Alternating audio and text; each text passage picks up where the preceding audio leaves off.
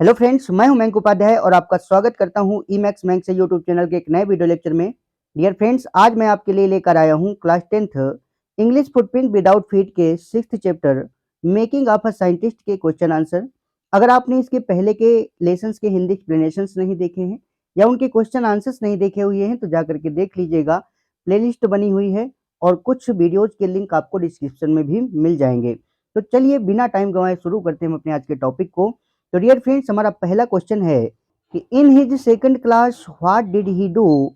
जब वह दूसरी कक्षा में था तब उसने क्या किया। तो फ्रेंड्स, इसका आंसर है कि when he was in his second grade, जब वह दूसरी कक्षा में था तो ही collected all 25 species of butterfly found around his home town.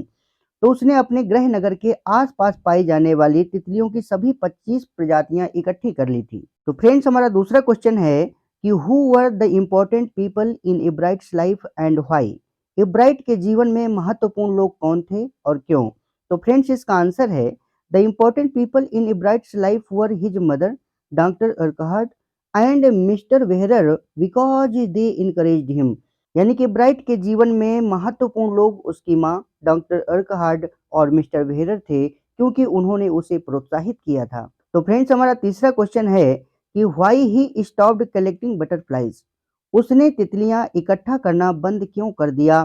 तो फ्रेंड्स, इसका आंसर है रिचर्ड एब्राइट स्टॉप्ड कलेक्टिंग बटरफ्लाइज। यानी कि रिचर्ड एब्राइट ने तितलियां इकट्ठा करना बंद कर दिया एज इट वाज टीडियस, क्योंकि यह उबाऊ था, and there was not much feedback, और इसका ज़्यादा कोई फीडबैक भी नहीं था, यानी कि ज़्यादा कोई इसकी प्रतिक्रिया नहीं थी।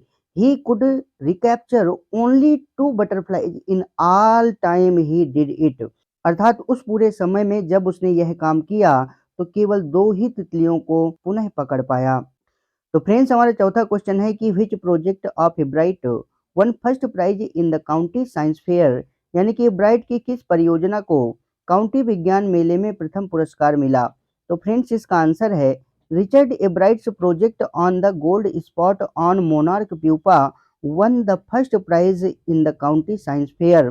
यानी कि मोनार्क प्यूपा पर सुनहरे धब्बों पर इब्राइट की परियोजना ने काउंटी विज्ञान मेले में प्रथम पुरस्कार जीता and third place in zoology at international science fair, और अंतर्राष्ट्रीय प्राणी शास्त्र विज्ञान मेले में तीसरा पुरस्कार जीता। फ्रेंड्स, यहाँ पर थोड़ा आपको देखना है कि यहाँ पर जो प्यूपा लिखा हुआ है तो इसमें ई एक्स्ट्रा टाइप हो गई है, तो इस ई को आपको हटा देना है। ठीक है, PUPA बस लिखना है, इस ई को नहीं लिखना है। तो फ्रेंड्स, हमारा पांचवा क्वेश्चन है कि in his early childhood what kind of child he was. अपने शुरुआती जीवन में वह किस तरह का बच्चा था। तो फ्रेंड्स, इसका आंसर है इन हिज अर्ली चाइल्डहुड, अपने शुरुआती जीवन में he was a curious and brilliant child. वह एक जिज्ञासु और प्रतिभाशाली बच्चा था। ही collected butterflies, coins, fossils and rocks etcetera. अर्थात वह तितलियां, सिक्के, जीवाश्म और पत्थर आदि इकट्ठे करता था। तो फ्रेंड्स, हमारा छठवां क्वेश्चन है कि what was the role of his mother in his life. उसके जीवन में उसकी माँ का क्या योगदान था। तो फ्रेंड्स, इसका आंसर है कि हिज मदर इनकरेज्ड हिम, उसकी माँ उसे प्रोत्साहित करती थी। शी टूक हिम ऑन ट्रिप्स, वह उसे यात्राओं पर ले जाती थी। She also bought him telescopes, microscopes, cameras and other equipment which would help him in learning. वह उसके लिए दूरबीन, सूक्ष्मदर्शी, कैमरे तथा दूसरे यंत्र भी खरीदती थी जो अध्ययन में उसकी मदद करते थे। तो फ्रेंड्स, हमारा सातवां क्वेश्चन है कि what are the necessary qualities for becoming a scientist according to Richard Ebright's teacher. यानी कि रिचर्ड एब्राइट के शिक्षक के अनुसार एक वैज्ञानिक बनने के लिए किन गुणों का होना आवश्यक है।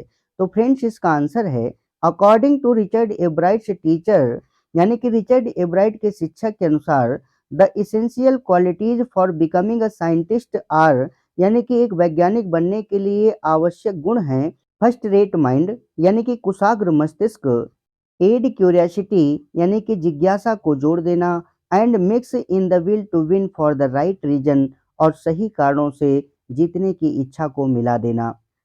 तो फ्रेंड्स, हमारा आठवां क्वेश्चन है कि what did Ebright realise when he started tagging butterflies. यानी कि जब इब्राइट ने तितलियों को बांधना शुरू किया तो उसको क्या एहसास हुआ?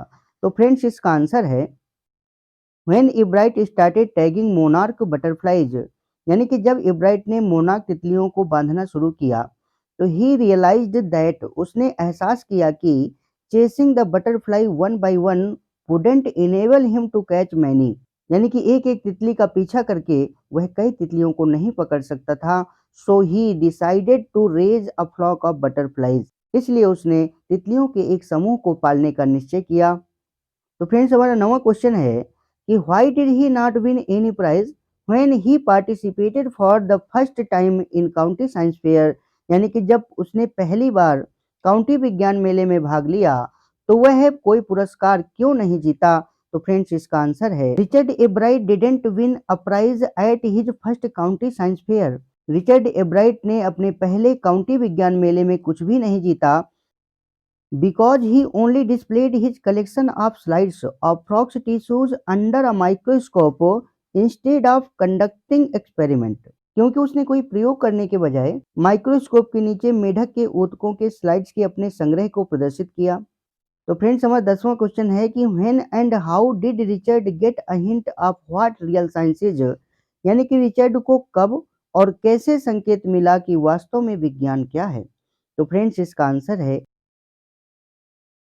Richard got a hint what real science is in 7th grade when he entered a county science fair, यानी कि रिचर्ड को 7वीं कक्षा में यह संकेत मिला कि वास्तव में विज्ञान क्या है जब उसने काउंटी विज्ञान मेले में प्रवेश लिया। तो माय डियर फ्रेंड्स, आप लोगों से लास्ट में एक ही रिक्वेस्ट है कि इस वीडियो को लाइक कर दीजिए और अगर आप चैनल पर पहली बार आए हैं तो चैनल को सब्सक्राइब कर लीजिए। इससे हमारा मोटिवेशन होता रहता है और आपको ऐसी ही इंटरेस्टिंग वीडियोज मिलती रहती हैं। मिलते हैं फिर अगले वीडियो में, तब तक के लिए बाय। जय श्री राम, जय कारू बाबा।